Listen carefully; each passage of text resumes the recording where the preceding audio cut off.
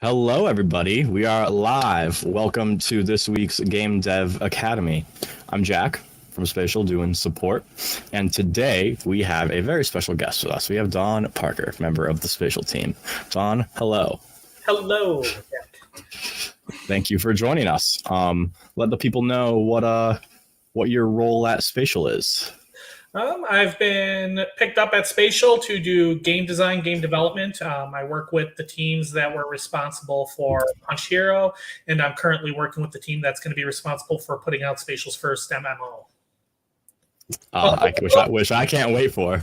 I don't think you can call it first, depending on how you define MMO. That's a tricky one. True, yeah. We can get into that. There's tons of different kinds, I'm sure. Yeah, for anybody that has played Punch Hero so far and some of our other games, a lot of what you are experiencing in that has been influenced by Don's direction in the game design. Don helps us with all sorts of things on the game design front. And today we're going to be talking about specifically core game loops and game loops in general, how you can implement them, come up with them, and really take advantage of that mechanic in games that gets your players to play, keep playing, and enjoy the game. So before we get into that stuff pretty heavily, give us a little sense of like your history, your background. How did you fall in love with games and want to do this? Tell me a little bit about like what was some of the early on in your career, like the first things that you did that you're like, I want to keep on doing this. Okay. My path is a little bit weird in general, but that's the case with a lot of people who end up outside of their major. Because my major was in college was business and communication. So it's not too far gone from there. But my love of games is much, much earlier. But to start with general experience, I have 10 years in game development.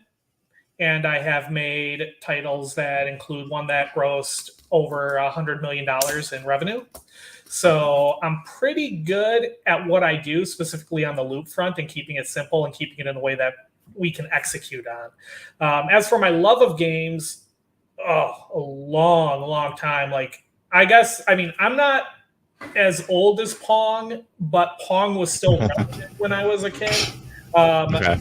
Joust on the Atari system, and then a lot of DOS games. For those of you unfamiliar, DOS is what's behind Windows. I heard my dad talk about that before. Yeah. So, but there were a lot of DOS games like back in the early gaming sphere, and a lot of demo discs that would go around, and I had a ton of those where it would just give you levels. Like all these publishers would send out their demo disc of like 20 games, and I'd play through all of those like little games, and you'd only get like 5 or 6 levels of it before you had to like buy the entire game. Oh yeah. Okay. I was playing Prince of Persia as a little kid, like the original, which is ridiculously hard. There were games like Ninja on DOS, which was just you kind of go through and you like punch, kick, jump on people to stop. And you just kind of go up the pagoda going through the different levels. So there were a lot of very simple games like that I played growing up. Various temple like puzzle games where you try to maneuver through. A lot of Mario style games, obviously, because when Mario came out, you had platformers being just insanely popular. So I've been around.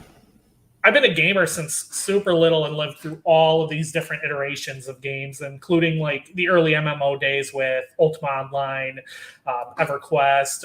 I was part of the first beta on Final Fantasy XI. I was part of the beta on World of Warcraft before it released. So I've been in gaming for a long time.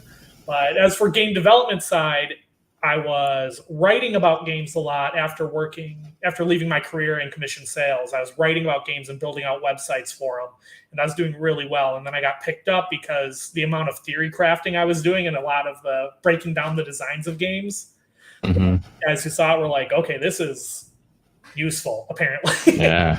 And then I got in, and then they immediately wanted to get me on a contract to stay there. So that's cool. I've been in game design ever since. That's awesome. Do you have a favorite game that you play now? Like a couple favorite games or a game like studio or maker? Right now, okay, I don't have a favorite game right this second. I just finished playing an alarming amount of 4X games, specifically like the Crusaders King series and Stellaris. So I played through those several times, and I get really into game economies and like min-maxing and games like that. But Yep. I also finished the Persona series, kind of going through them all for the first time this last year, and I loved those as well. Persona 5 was absolutely amazing in terms of stylistics and like just the overall progression and the way it works. It was just a lot of fun and a very good story to it. So I love RPGs like that too. I am avoiding Baldur's Gate 3 because I will play it for 80 hours straight to 100 hours straight. It's just about it, and I have a lot of stuff to do, so I have like to avoid it at the moment. But I'm chomping at the bit to get into that and to get into Armored Core, because I play older Armored Core games and I love them.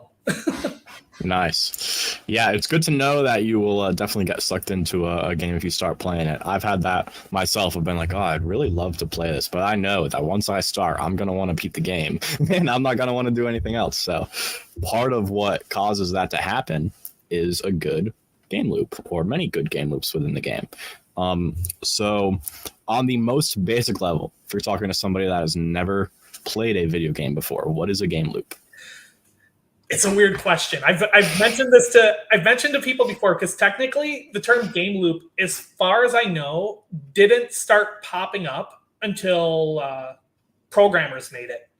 So programmers came up with it to specifically describe, like, when you design a game, you have an action and then you update the game state. And then you have the other action, and then you update the game state, and it loops back and forth. So your character punches, he throws the punch, the other guy takes damage, and then everything updates, and that's the loop. So that's why loop is used. But when you go for what a game loop is, it has been around a lot longer. You go back 6,000 BC, you still had just games that were like, okay, high and low. Like, that's a game loop. Any type of card game follows a specific game loop. You have the round, you end up back in the same exact state. So when you play Texas Hold'em, you deal out the cards, you deal the deck, and then you end up back in the same restart, except now you have an updated state of who has how much money. So gambling, one of the oldest forms of games, has been around for ages. And then you also have athletics. One of the examples I used in a document for businesses that were contracting with that Spatial to help them understand game loops was basketball. Basketball is not a single game loop. It's a series of several different game loops. The shooting is its own game loop. The free throws are their own game loop. Dribbling is its own game loop. And then stealing is its own game loop played by the opposite team. And all of those loops come together. And you notice in basketball, too, everything restarts. After the team scores a point, it restarts again. Other team gets it. They get their chance to score a point. And then overall the game finishes, and then another game starts with 0-0. So it's all looping back. So that's why loop is used. Loop is used by programmers in the most technical sense, but game loops have been around forever. Okay. And so a game loop conceptually would be the thing, the mechanism within the game that motivates the players to like take actions to, hopefully try to win in some way, right? It's just, you kind of you move through the action. So another way to do it is roller coasters are on a loop. It's the ride. So the loop is the ride. You get in line, you start the roller coaster, you end in the same spot you start on the roller coaster, and that's why it's a loop. But the ride along the way, whether or not you go up, whether or not you go down, whether or not it's just a boring little circle without any ups and downs, those all play a role into the overall loop. So ideally what you want is some type of action. Like, the real thing is with the loop, there's the mini game and the progression. And we can get into that a little bit more with other questions. But you need a game loop. The updated game state is the progression. And there are different types of progression, which changes as well. So different types of mini games, different types of progression. And those two things really make up the loop. Okay. So when you have when a team has the idea for a game, we can use Punch Hero, I guess, as an example. In that ideation process, how early on are somebody like you brought in to be like, all right, how are these loops going to go in the game? Like, at what stage in the process do you start to figure that out? Right away. right away. What you do is you have to start. Okay, so with MMOs out there, you and I were talking about this earlier, but with MMOs, there are a lot of very ambitious MMOs that fall apart in the process. Yeah. One of the reasons they fall apart is they have all these ideas in the starting stage, but their ideas often incorporate about 100 different core loops. And that's a lot. Balancing those loops and developing is very hard. You have to develop them very early on because trying to wing it as you go can run into issues. That being said, with smaller stuff like with Punch Hero, technically we just designed the first loop, and then we've designed the loops that build into that loop. So, the loop that continue built on top of it. So the first loop with Punch Hero was technically the loop to hit something, watch its health decrease, and then watch it evaporate. Whether or not that was going to be a minion, or whether or not that was going to be a wall, or whether or not that was going to be something else. Like, that's the first loop. Make sure you can do that very simple action and you can make it pleasant. You want it to be a fun action. So hitting something and then watching it shatter is very fun. So you start with that, and then you go, okay, we have this. Now, how do you progress? Well, you break more walls. It's like, okay, more walls, more health. So it becomes harder. And then how do you break the harder walls? Well, you need to get stronger. So it's a lot of series of questions where you should ask, okay, this is the core thing you're doing. How do you do that? How does this continue? How do you make it more fun? It's like, what are some of the ways? And you don't necessarily pinpoint all the best ways right away, but you should have a rough guideline. If you try to just wing it, you're going to have a much harder time because you won't necessarily build things that can be adapted to where you want to go in the future. Okay, that's interesting. That makes sense, though. Makes a lot of sense. So obviously, it seems like that it's probably like almost maybe impossible for a game to have only like one loop. Or are there any examples of games where it's only like, would that be like game with a singular task and you only do one thing the whole game? Or is it pretty much always stuff intertwined with each other? Pong would be the one where it's really one thing. Competitive games, skill-based progression. So when you go, like I mentioned, that there's the mini game and there's the progression, right? And when you go with skill-based progressions, the joy of the game, like the game can remain very, very simple.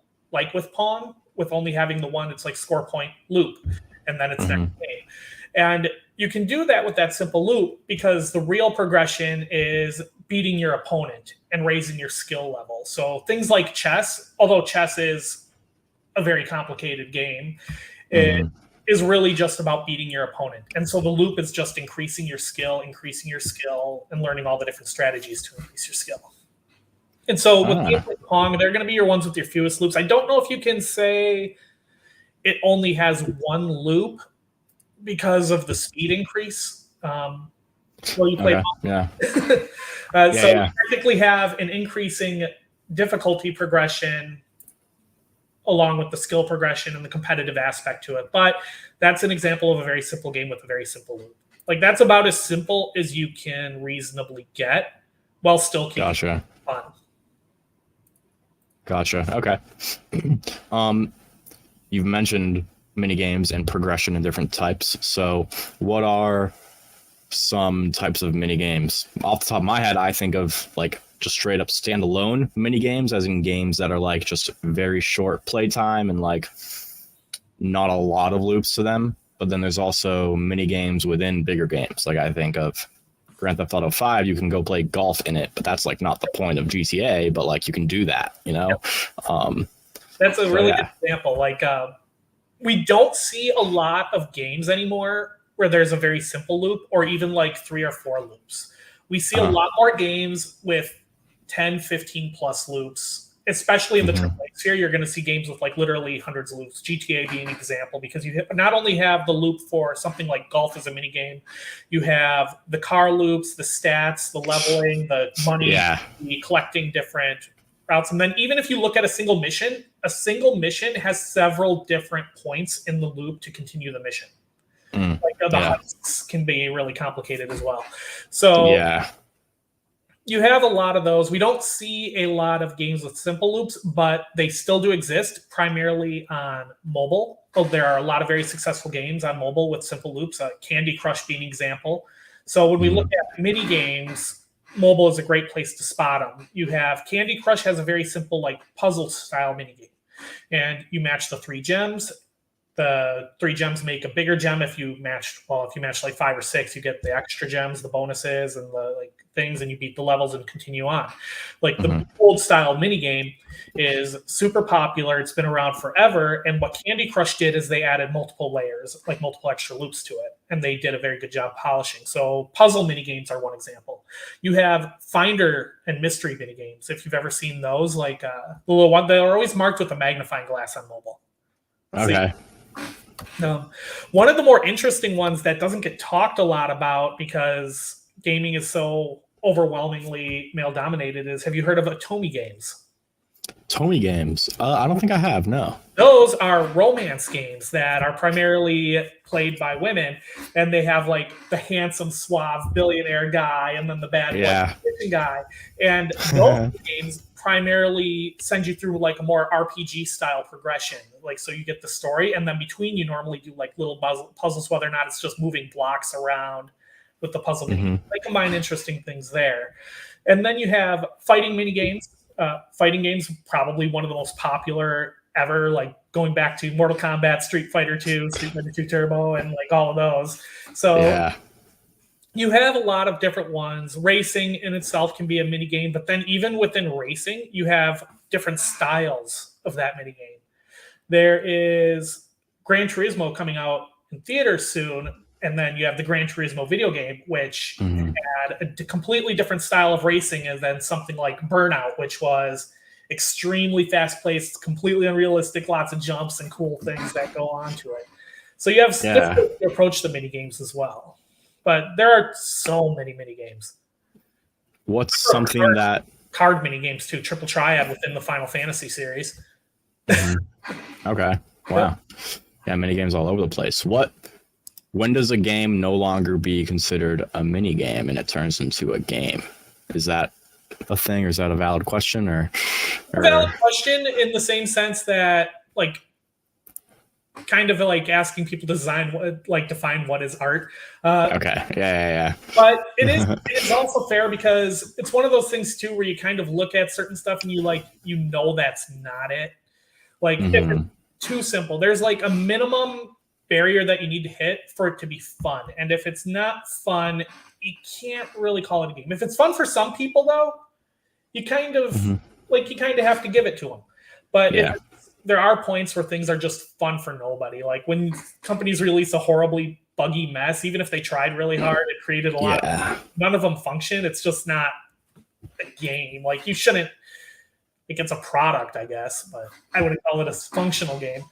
I guess I wouldn't say that there's a point when you can call it a game, whereas there's a point where you can call it a bad game, and then you can call it an average game, and then you can call it a good game. Okay. Technically, Rochambeau's a game. I wouldn't call it, but okay, fair. Yeah, that makes sense. I guess it can all be looked at through a little bit of subjective relative lens, but you kind of, if you play games, you kind of just inherently know, like, oh, this is a very little, not real big game, so a mini game kind of thing. Yeah, that works. I generally think that there's a point where a mini game gets a certain amount of depth. Like you can have one mini game, but the very deep mini game. Once again, going to Candy Crush it's all the same general gameplay. It's all the same mini game, and the maps randomize, and they have the outlines of the map are predefined, but the jewels within them and where they start are all random. They are predefined, random, and then they have back-end analytics that actually determine which cameras are given to which players and how often and stuff. But they have a very, very deep mini game, which allows it to keep players as long as it does. So although it's just one, arguably a few types of mini games, but mostly just one mini game, the depth of it makes it a full-fledged game. So you can either go deep with a very strong mini game with multiple layers to it. Mario, I'm hoping everybody is familiar with Mario, the original, is Yeah. little guy runs across the map, jumps on people, goes to the level. But if that was one level, that's a mini game. The fact there are Okay. like all those different worlds and levels is what makes it a full-fledged game. So there's depth to it. Yeah. Depth can get you out of the mini game sphere to a full-fledged game, but then you can also use a variety of mini games to get you out of that sphere. My example with Atomi games, they are super simple, but they have very complex and interesting stories, and the story progression through them is what brings them to full-fledged game. Okay. Like what popped into my head was Tetris. Originally, that seemed like a very simple mini game, I guess I'd say, but I feel like today there's so many different variations of Tetris, and there's probably mini games built into versions of Tetris now that it's, grown a lot. I feel like that's a pretty simple game. I remember in college being introduced to the multiplayer Tetris, where more lines you would unlock boosters, and then you would send lines over to your opponents. Oh, really? I never knew that was a thing. Yeah, so Tetris has had a lot of innovations on it, which has made it very interesting in a lot of different spheres. It's also a very deep initial minigame, even though it's just the 4 lines. The randomization is really good at keeping things interesting and difficult. If you think about it, basketball, once again, to go back to basketball is an analogy. Same rules every game, right? But every game is completely different because the different players, the moving parts, and how the parts can move differently around the courts. So although it's pre-planned by their coaches and everything, randomization can give a lot of depth to games. Okay. Nice. Okay, interesting. Yeah, I can see that. That makes me think of Infinite Ascent, obviously, randomized levels. Yep. That I've never seen 2 levels that are exactly the same on there as much as I've played, which is nice. What about in the progression sphere? So you just touched on like a lot of different kinds of mini games. What different kinds of progression is there? So the oldest form of progression is skill-based progression, right? Okay. So you're just getting better at the game. Yeah, exactly. So that's going to be your oldest form. So that's what motivated a lot of people early on. But then you have games like Mortal Kombat, for example, that not only has like the individual skill-based progression, but you have the different towers, which is a type of skill-based progression, but it's also a level-based progression. Mario has level progression, which could be considered story progression. Your princess is in another castle, go to the next castle. That's continuing the story, although it is a very early example of it. Yeah. You have story progression, you have skill progression, you have power progression, which is one of the most popular. It's going to be the one we see a lot in MMOs, where you get on that loot. Everybody calls it the loot treadmill, but it's really just power progression. The fun part about power progression is that there are so many different types of it. You have player level as power progression. You have potentially player stats on their own as power progression. If you have something where you like collect individual stats. Did you play the original Pokemon? No, I've played Pokemon Go though. Does Pokemon? I haven't played Pokemon Go in a while, so I don't know if they added this. But does it have the seeds where you can increase the individual stats? I don't know. I'm not sure. I think there are you can level up your Pokemon. I believe you can level up your Pokemon, but even once you hit max level, there were ways to collect various seeds to increase your speed stat, your power stat. So you have individual stat progression as an alternate type of power progression. Then you have equipables as another type of power progression. But then even beyond that, you have currency progressions. So Stardew Valley, you are increasing your wealth. A lot of simulators go off currency progressions. And then you have also world progression, where you can, once again, Stardew Valley, you unlock new parts of the world, you unlock new features. Feature progression is typically used in a lot of games where you can't access a feature until you finish certain things. A lot of the more complex games, like a lot of Souls-like games, will rely on that. Like you won't have access to things until you pass up the previous things. So there are lots of different types of progression. I will say the least interesting to me personally is skill progression, only because it takes a lot of time and a lot of energy to keep doing it. And it generally only works in like games where you're going up against, like going head to head with a lot of people. It's very difficult to make it fun without it becoming toxic. Like, interesting. So what do you think there's a loop that is like, do you have a favorite loop out of those, or not loop progression system? I like power progression systems, and then I like narrative progression systems. Okay. So generally that falls into, if you like power and narrative, RPGs. Yeah, there you go. So Persona 5, the entire Final Fantasy series up to 10. And then I guess I enjoy the ones after it too. Chrono Trigger, a lot of the older RPGs. Star Ocean series is very good. Baldur's Gate 3, I'm going to get into.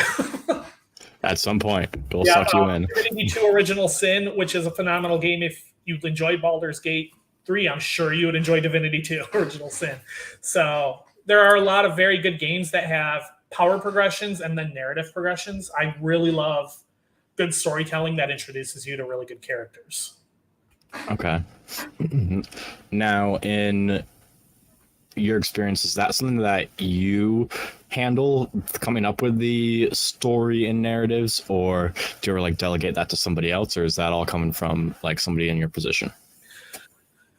You want to hire writers. I mean, okay, so this is where we start to get into, it's like whether or not you execute perfectly or execute acceptably. And generally, if your choices are execute perfectly, execute acceptably, or don't execute at all, executing acceptably is fine. Like, not everybody who's working, who's creating things has the resources to go out and hire a writer. A writer can be relatively inexpensive, or it can be very expensive. So it's rough to ask that people hire a professional writer to do it. And then it also depends on how much depth they're putting in their game. Because hiring a professional writer for a character that's going to have 5 shots of dialogue because the game doesn't go on very long isn't. Yeah. So it's a bit of a balancing act. I typically I've written a lot for games out of necessity. Yeah. Nobody else could do it, so you gotta roll up the sleeves. Yeah, but I've also worked with writers on it too. And just kind of more taking the producer role of, okay, we want to hit these emotions. We want this character to be a little more like this. We want this character to be a little more like that. Like, please, for the love of God, make this character like cool and admirable, because we want players to see this character and think it's awesome. We want to evoke like certain feelings at certain points. So ideally you have somebody with a vision who can go through that. So even if they can't write, they at least know what types of feelings they're trying to evoke at certain points when they're dealing with a narrative progression. I see. Yeah, like Baldur's Gate 3, once again, I've read up about the game a lot and I've seen so many demos, but it has an enormous amount of writing done that no single person could have done. So they have writing team that has to do it. So you're just not capable of it. Final Fantasy series typically has a writing team behind it. So you just can't. When you're making things that large, you have to outsource. Otherwise, you just won't do it. And there's no shame in it. Like, you don't have to have your hands on everything, and don't let aiming for perfect stop you from actually finishing something. Yeah, perfection is the enemy of good very often. So yeah, you can totally get something acceptable out there, either like, on your own or with help. Punch Hero is an example. Because of the tight deadlines we were working with, I cut 3 major features that were going to be like additional types of pet evolution, because we just couldn't get them in. And we were only able to do like the 2 zones so far. And right now our artist is working on Neon, or working on the MMO, so we can't get him to do like the next 2 sections yet. Yeah. That's an interesting point that you bring up about adding to an existing game, because one thing that I was thinking of while you were speaking a little bit ago too was how so many games keep their players involved with DLCs over the years. I think of like Destiny. Destiny 2 came out whenever, in the 2010s, and it's, like last week they dropped a brand new DLC still that everybody plays, which is something that technically could be like accomplished on the Spatial platform with adding, the package that you have on the platform. So like, in your career or in your experience, even maybe with just some of the spatial stuff so far too, how important is it, do you think, for people to be aware of like, oh, I need to add more to this game, or oh, I'll just keep it as it is? How does one gauge like, oh, there's a lot more room for expansion here versus wasting time and doing any of that work? That's a good question, and it partially depends on how you define a waste of time. Okay. You know who Eric Barone is? I can't say I do. Have you heard the name Concerned Ape? Concerned Ape? Maybe. I don't think so, though. I'm not sure. Creator of Stardew Valley, over 100. Okay, I know Stardew Valley. Yeah. I know that now. Eric Barone he's been doing updates to Stardew Valley even after it made him a multimillionaire. So he's continued to make tons and tons of updates that have made the game even better, offered more depth to it. And it's super interesting, like how well he's done on his own, just keeping on with that. Now, some people might say it's like, oh, you're already a millionaire, take your money and run. But he wants to create the product. He finds a lot of value in it. So when you say like whether or not it's worth it, it's largely whether or not you love what you're creating and you want to create this big thing and you want to make it even more wonderful for people, or whether or not you just wanted to make money and whether or not your motivations are primarily financial. So when we look at other games too, you can do things like you can polish your final loops, which is kind of something you do when you don't plan on updating it anymore. You want to make everything perfect and very enjoyable in its enclosed sphere. A lot of RPGs do this. So when you look at a game like Final Fantasy X, they had a very polished final loop with everything. Like everything fits within the world. The story ends kind of until you get to 10-2, which is a whole nother story. But you get a very nice, polished, finished product, and that's just it. So we see it a lot with AAA titles. One of the things people are really, really psyched about with, once again, at this point, I mean, I should be writing Larry in to find out if I can get some sponsorship deals with Baldur's Gate. But yeah, Baldur's Gate 3, one of the things that they're being called out for doing really well as a AAA studio is offering a finished product where everything's nicely enclosed. And although there are rumors that they might make DLC for it, they haven't even, like, everything's standalone now. And it hasn't been decided for DLC if they can do more. Have you played the Witcher series? I actually have. I have dabbled with The Witcher a little bit, yeah. The Witcher has some of the best value DLC out there as far as the expansions that were offered for it. Although the game itself is definitely final and closed off in a nice loop, they were able to do DLC afterwards. And it's just very good storytelling. So it's all up to a combination of factors of whether or not you want to, in whether or not you enjoy doing things, or whether or not you just want to do it for money. Now, given with The Witcher, they also made an enormous amount of money doing it. So sometimes you get to double. Yeah. Enjoy and you can make a bunch of money. With Punch Hero, I would like to add a few more sections, if for no other reason than to close off the loop. I don't feel the whole loop is as polished as it could be due to what the deadlines we were working with.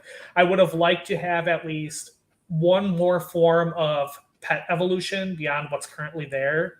I would have liked to have an avatar for completing everything. I would have liked to have rebirths be used as a way to gate into the next areas, because as anybody who's played Punch Hero can see, that when you, like, getting the last two gates could be done by farming a lot of keys from an earlier section that you could go through really quickly. And the reason that it was kind of easier than it should be, because you're left with a choice of either A, scaling the key amount to a point where it just makes no sense and it's not fun to get. Yeah. Or B, using an alternative way to gauge opening the gate, which would have been rebirths or hitting a certain power. So we didn't have the ability to add that at the time. And I would like to have another section that incorporates, like, you can only move to the next thing if you have 5 rebirths or 10 rebirths. It would have added a lot more reason to do rebirths, and it would have just been a better closed loop to aim to people to get to, like, the 25, 30 rebirths, whatever. Okay. Yeah. I guess in doing those rebirths, get that little boost when you keep doing them over and over again. Just makes you so much more efficient with that. It's 10%, right? Like increase in your earnings, I think. Yeah. Your wall damage. But it's just wall damage. Yeah. But then too, you add more pets along the way, and you kind of like all of that just kind of balances out to have a nice flow. But it's just about getting, like, to me, the hero in Punch Hero never hits his ultimate form. He never goes full Super Saiyan. Yeah.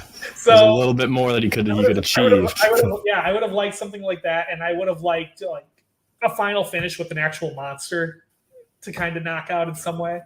Also, leaderboards. I would have liked leaderboards. So there's this bunch of stuff where I'm like, okay, we can add this, but we're not yet because time constraints. We have to balance it.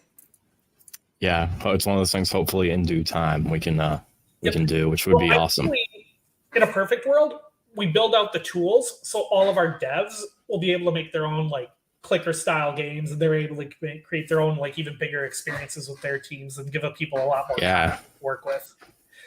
Very true. That's one of the like coolest parts about platforms like Spatial is that you have really this entire universe that you can put in a ball, and it's like you have all the little different planets that you explore, and everybody's made their own planet, and everybody customizes to get you the feel. And if you love like clicker type games, you can jump over to Clicker Galaxy. But we that's to decide. It's like, hey, we want to make a bunch of clicker games. We want to make a like one where you just click to kill monsters. We want to make a zombie beat down clicker game for Halloween, like stuff. Yeah. Like we just don't. I love that. There's always far more of an abundance of ideas than there is for development. 100%. Yeah, no, there's never a shortage of good ideas. Yeah. I think that's, I'm glad that you mentioned what you just mentioned about what we're putting out on the platform. Because I think these initial games that we're launching, Punch Hero, Infinite Ascent, etc., are all going to serve as very good templates and starting points for community to work off of and to at least also just learn off of. And so it's great that we're able to, talk about the work that we have done in this realm and, share it with all the people that can take advantage of the tools, whether they are just, small little independent teams that want to make their own mini game, or a whole studio that's only makes, massive big hit games and stuff. I think I feel like there's a trend of in-game development. There's a lot of not necessarily like carbon copying, but like, oh, this worked over there, let's adopt that mechanic, or oh, these kinds of things have been working for game X, let's try and adapt that to a little bit of a different kind of game that we could make. What is the importance, how big of a role do you think keeping an eye on like competitors and just other developers out there and seeing what they're doing?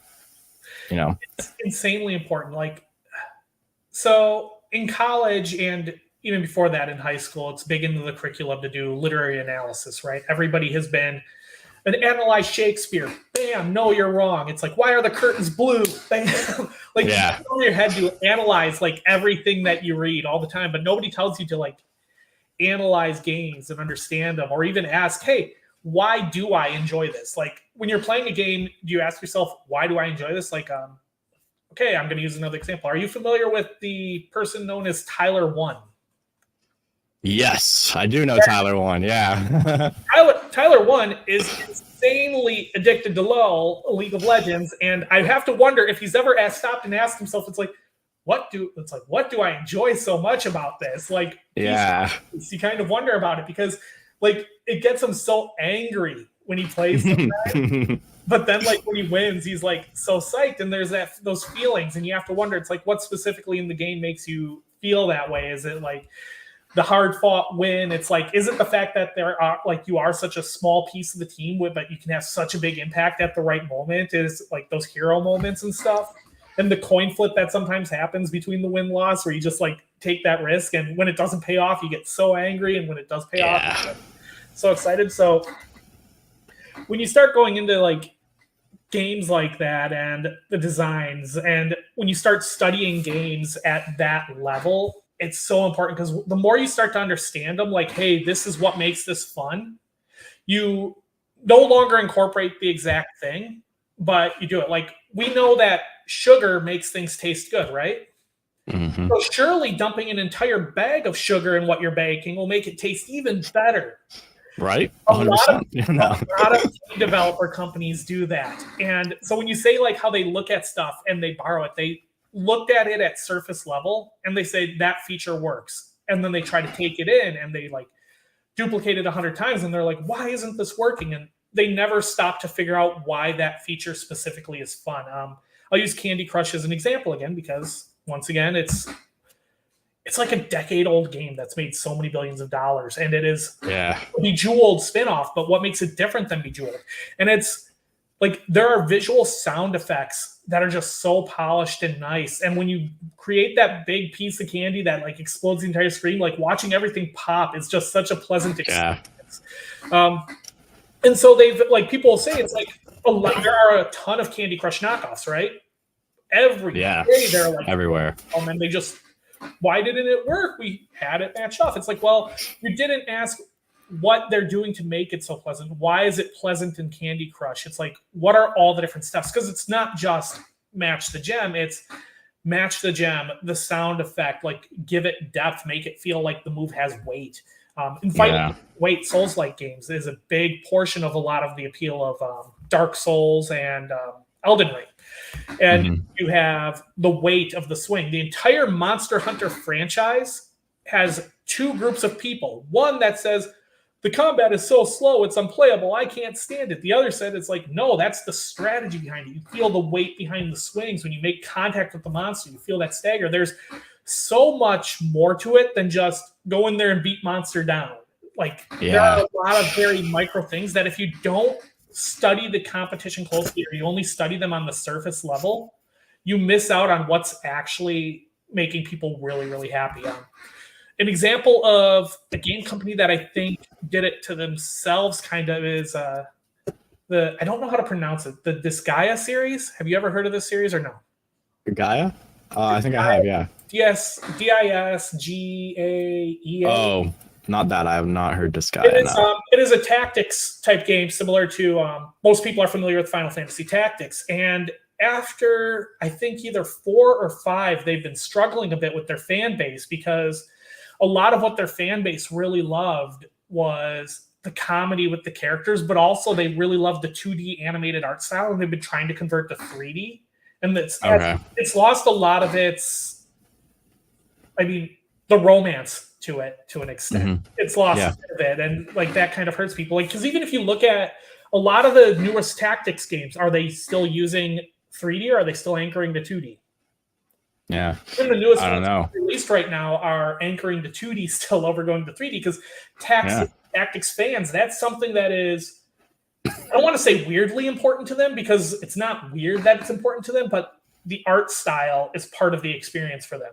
So you need to understand that at a certain level, like these things are important to the people that play these games. And if you look at it at surface level, you don't see them. If you really dig in, you start to say, it's like, hey, it's like, this is what makes this. The Persona series, that art style is a key part of what makes it pop and what the fans enjoy. Like the romance aspect in Persona. A Persona series without the relationships and romances would probably have the fans going, okay, what's going on here? It's missing something.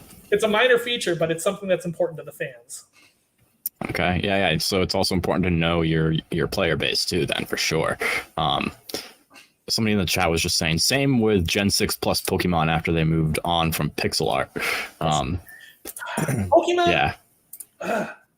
Pokemon is a weird one for me. Like, I know they're doing it because it's a cost-effective way to pump out a lot of content, but also you need to consider that they're trying to attract a much younger audience, and young audience are really used to janky 3D. They've been pumping it out for a long time.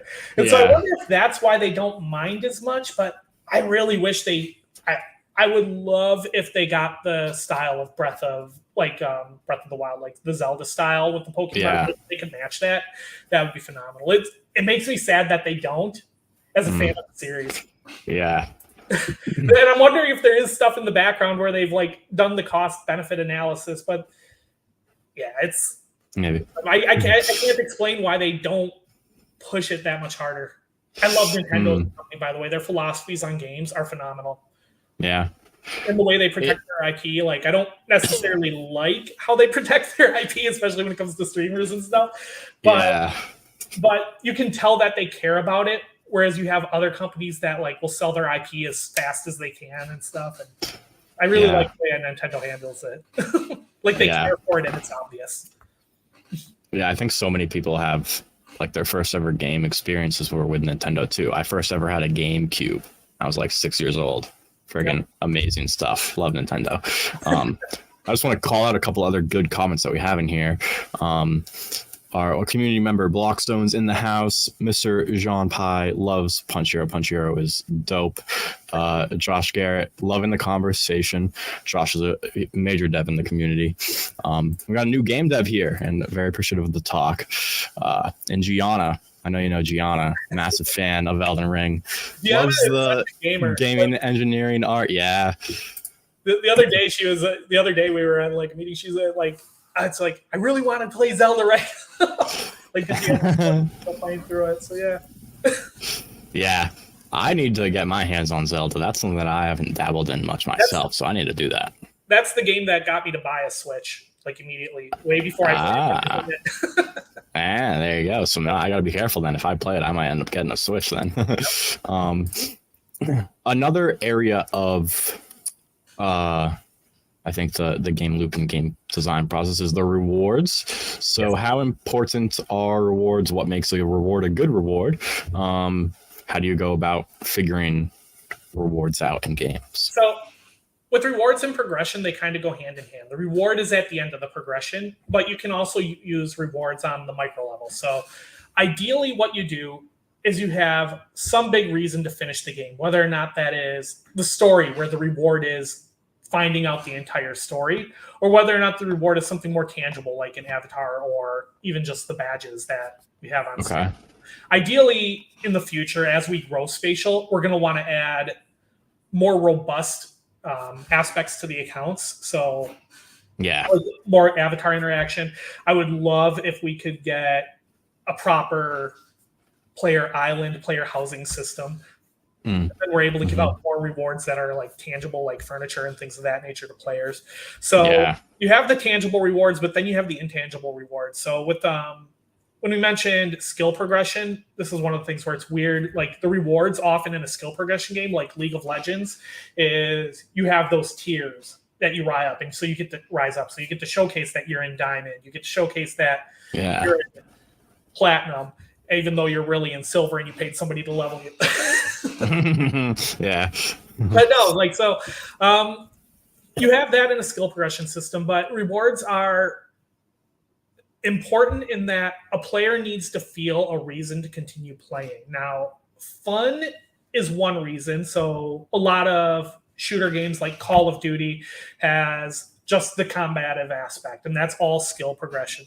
But once you move away from skill progression to more game modes, you need tangible rewards. Whether or not that tangible reward is your character becomes cooler or grows, or if it's an avatar at the end of everything, or if it's a badge at the end of everything, like those are things that players will want, and it'll get them from the lull. Like, because there's always going to be a point when you're playing games where you're kind of where your growth in the game doesn't necessarily match everybody else's. So I was able to beat the first level of Mario pretty quick. Some people, like our parents, if they were to pick it up, would probably die 50 times to the first Goomba before they figured it out. Yeah. So you have to take into account that that person who's getting killed 50 times by the first Goomba is going to throw down the controller and say, this is stupid. But if there's a reward at the end, something that they want to see, something that's cool, maybe they go, okay, I'll try it the 50th time. My wife is notorious for the, like early when we started dating, she was very much, this game is stupid if she lost like too many times too quickly in a row. It was frustrating. So, but if there was like a reward, something that was at the end, like she wanted to unlock something. One of the first games that she, well, not first, I don't want to say first, but I still remember when one of the Soul Caliburs came out and she wanted to unlock certain characters. So although she was dying, she was like, no, I want to unlock this character. So you have these different types of progression and these different types of rewards, and new stuff can be the rewards. And those things are really good at keeping players committed when things do get frustrating or when they don't want to go, if they know that's at like there's a light at the end of the tunnel. in my personal experience in MMOs, I've done a lot of very high-end raid content. I do not anymore because it is way too much commitment. But like a lot of like the early hardest modes in Warcraft and hardest modes in Final Fantasy, I was pushing that content. And if you get like right now, a lot of times you just get a title, and I'm like, that's not motivating enough for me. It's like I want full vanity. It's like I want the big glowy armor. It's like give me something more tangible, and I might commit to that. But if not, no. So rewards are really important. Now, you also see it in battle passes. A lot of people. I was just gonna bring that up. Yeah. My kid, like the musicals stuff, Meowsicles in Fortnite, he will do anything to get all of the Meowsicles all the time. So it's like, although he does not, like, he prefers a lot of the mini games and stuff, and he will play like Battle Royale on his own, which normally he demands I help him, but he'll actually play on his own towards getting those prizes, even though he hates losing. Do you have any... How do you feel about things like a battle pass where you have to pay in order to get all these other rewards versus, and that can also touch on like an area of, pay to win stuff versus purely cosmetic, purchases and games and stuff, that kind of, we don't have to go off on a tangent or anything, but it's a balancing act. There are good ways to do it and there are bad ways to do it. I generally don't mind monetization in games because for me as an old man, I might not have like 40 hours to commit. So there are games out there that are very like, everybody's just like, oh, it's like you only saw the person with the real skill get this item, like vanilla Warcraft. It's like, oh, no, I was in vanilla Warcraft. It did not take skill to spam Frostbolt 5,000 times to get that epic piece of armor. It took an enormous amount of time. And so you have situations like that, and people try to claim like it's all skill. It takes away from the skill play. It's like, well, no, it takes away from the time play, which then leaves you with only players who have 40 to 50 hours a week to commit to it, which generally aren't always people who are going to be having massive friend groups and good social skills. Bringing more people on, Yeah, so you kind of want to balance it a little bit more. There are definitely monetization schemes I really hate. Like when they get, I think everybody knows when people take things way too far. There is a certain 2-letter name company two letters in their name, game company out there who takes things very far, especially with the Star Wars franchise.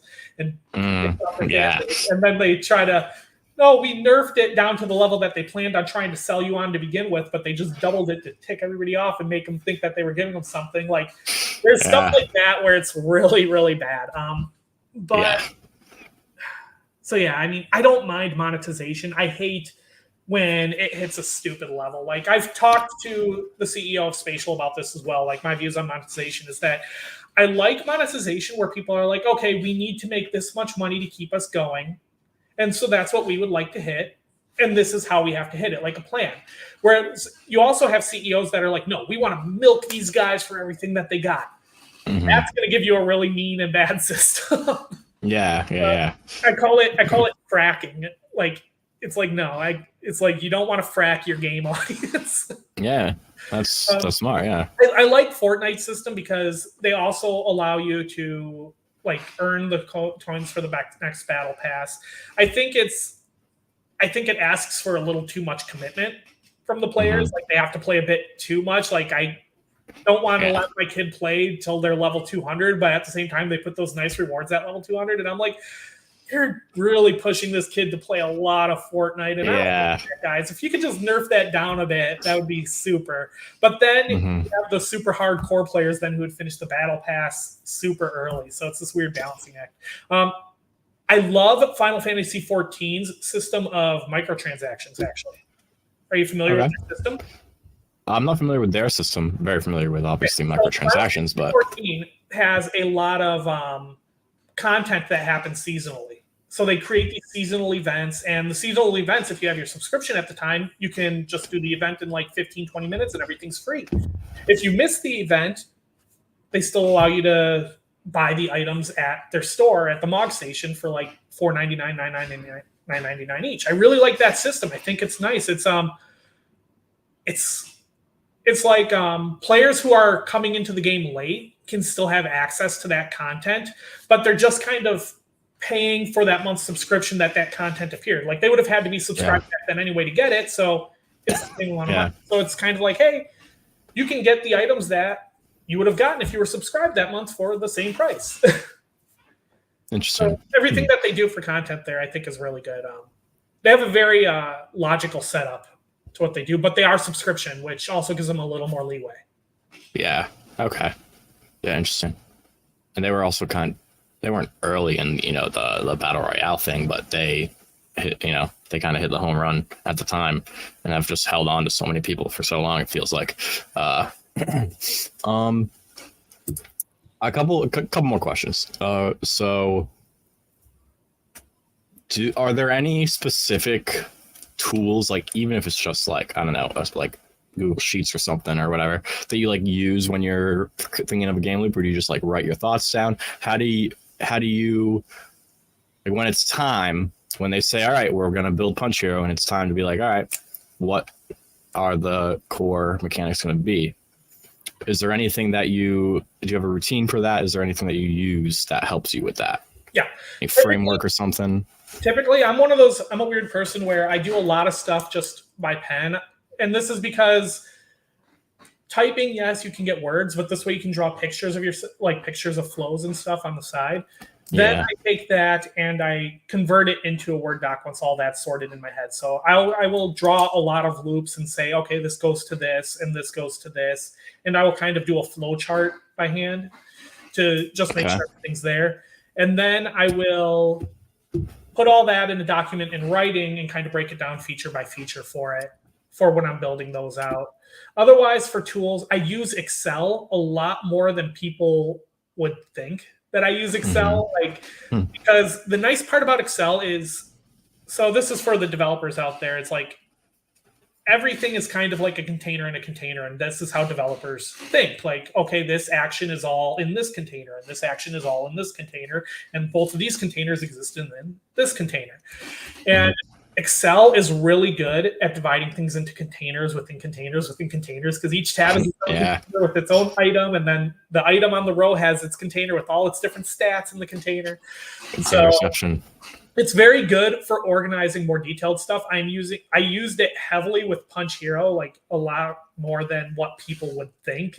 Like even the guys that were developing on it were looking at it and they're like, this is a ton of stuff. It's like, yeah, I have each wall's health kind of in there. I have like percentages on how much it increased in there.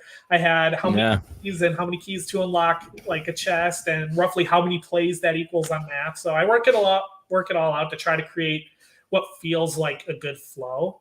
And then I try to I like it there because it's really easy to see something in Excel and then just say, okay, these are the numbers that we need to put exactly on this object in game.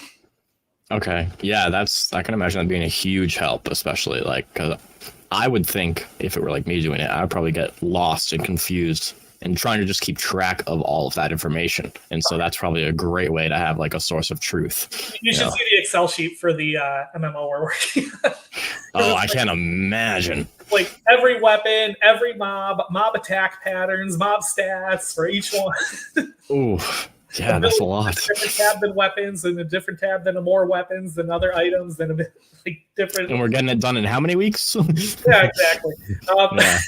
But yeah, it's funny too, because when you map stuff out in Excel, like, okay, here's an example of why this is really useful. You have abilities, right? So you're going to design an ability for a character to use.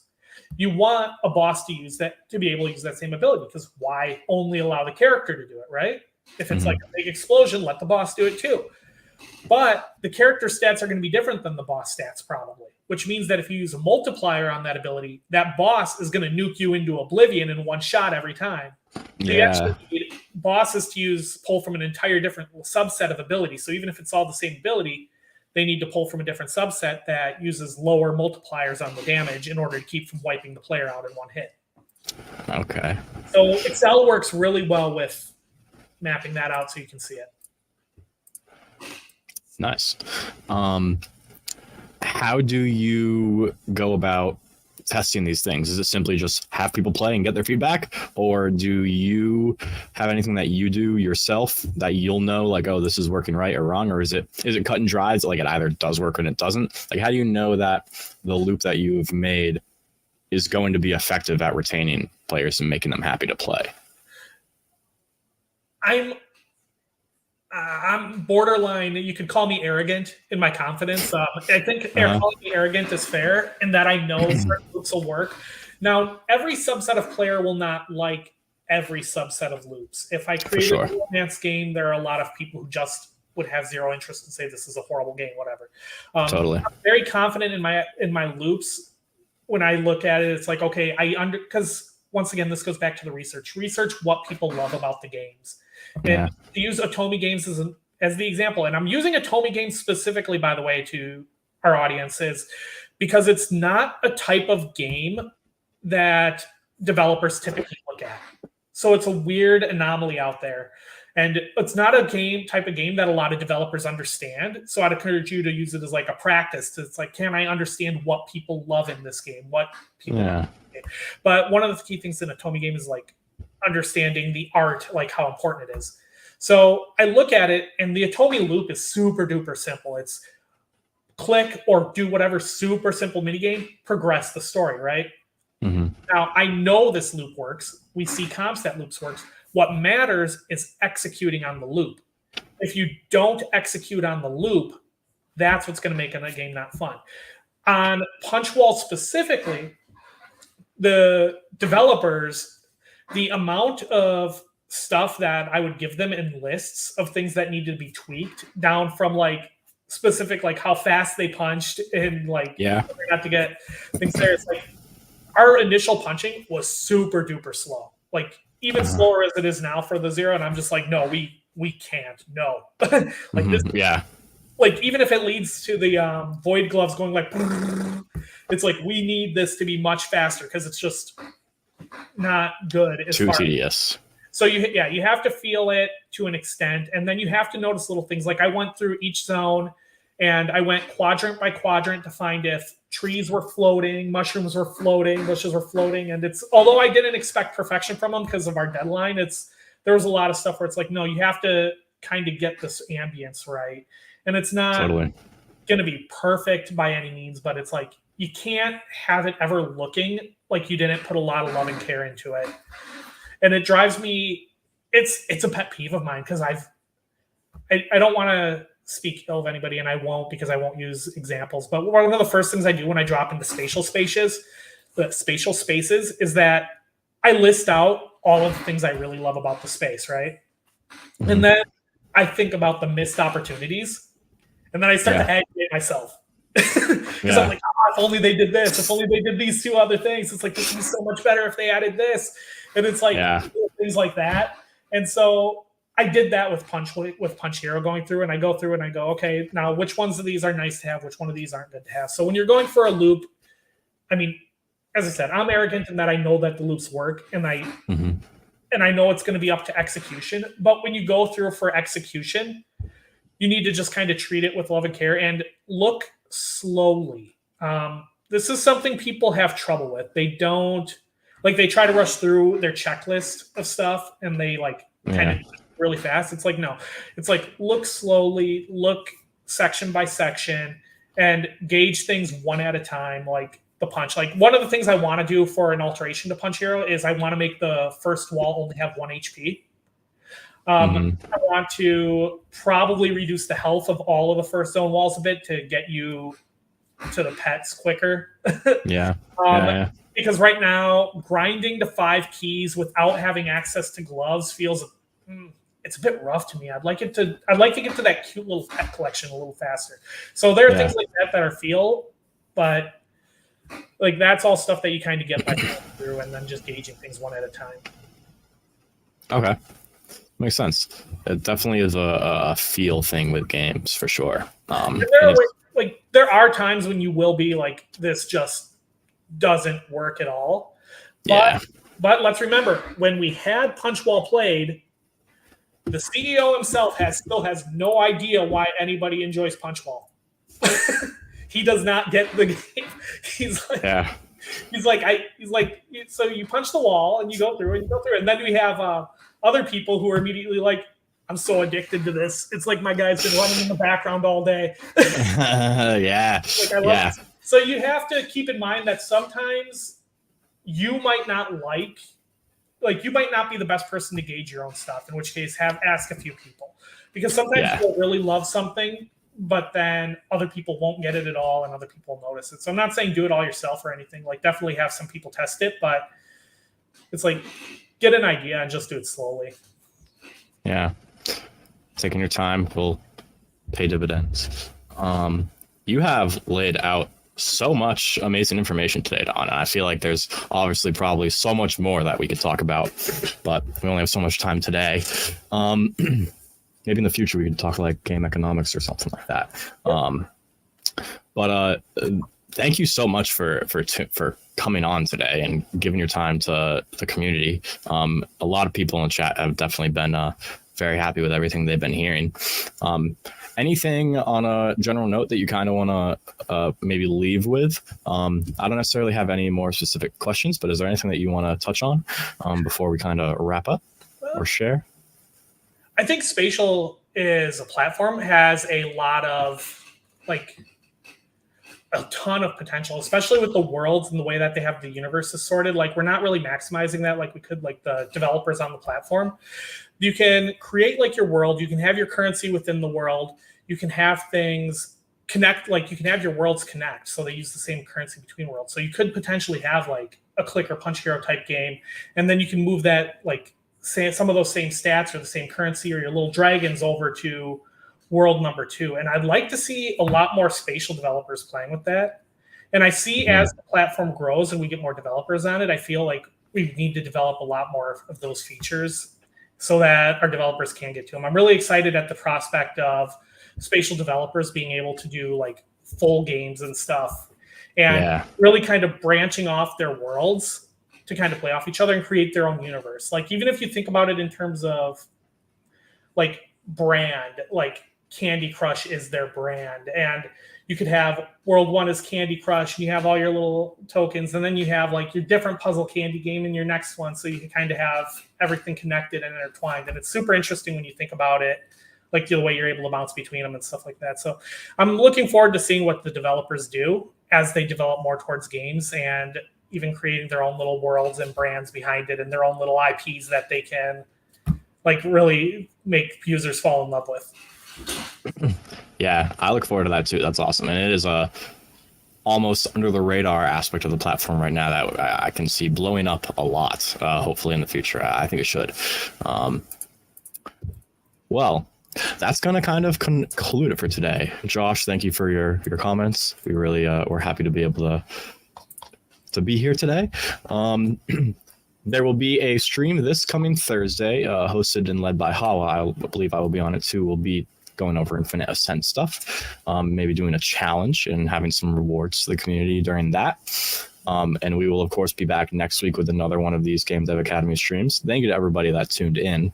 And again, thank you very much, Don, for giving us your time and being here and just talking so much knowledge into our ears. I really appreciate it. And Spatial is very lucky to have you on our team helping with design all these games. So hopefully we can chat again in the future. But until then, take care and have a good day, everybody.